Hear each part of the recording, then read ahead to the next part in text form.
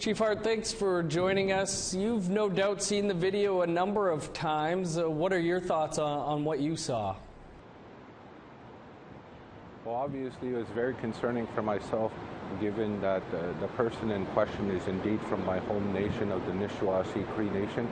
I immediately reached out to Chief Marcel Moody to indicate to him what had transpired. I was alerted, obviously, by Regional Chief Bobby Cameron from the FSIN on what had transpired, as well as the alert to the video. I did watch the video. It's very alarming and concerning that Indigenous people are still being stereotyped in a very violent way when it comes to the arrests of certain individuals, regardless of their background and such. That police officers are professionally trained. And even more so when we look at our health providers, nurses and doctors and that, they deal with these people each and every day at the hospital level. And you don't see people being restrained, you don't see people getting roughed up, you don't see people being shot when there's wellness checks and such being performed. So, it goes a long way with what we have to do when we address the systematic racism that has been built here in the system in Canada. As you know, legislation, law, and policy has always dictated what we have to do as First Nations, and I think what you're seeing right now across the country is the frustration of First Nations when they see law, policy, and legislation impact them in a negative way. And even more so you see when it comes to First Nations participating in economies and such, that there's also legislation policy that restricts that. Classic example would be when we talk about farming, where every white settler was given every opportunity to use every machine and every technology available.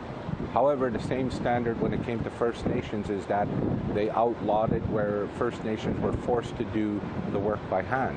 Now, there's a classic example when we look at the systematic racism that was built within the Canadian system. Now, when it comes to policing, obviously, it's come to a front here in North America. You see with the video evidence that's happening and transpiring south of the border with Black Lives Matter, and even more so here on this side of the border.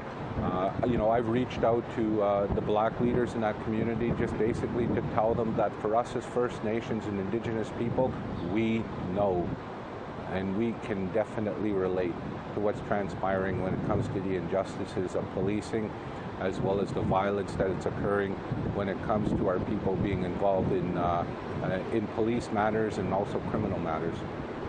Chief, there are calls for the officers involved here to be fired. What would you like to see happen?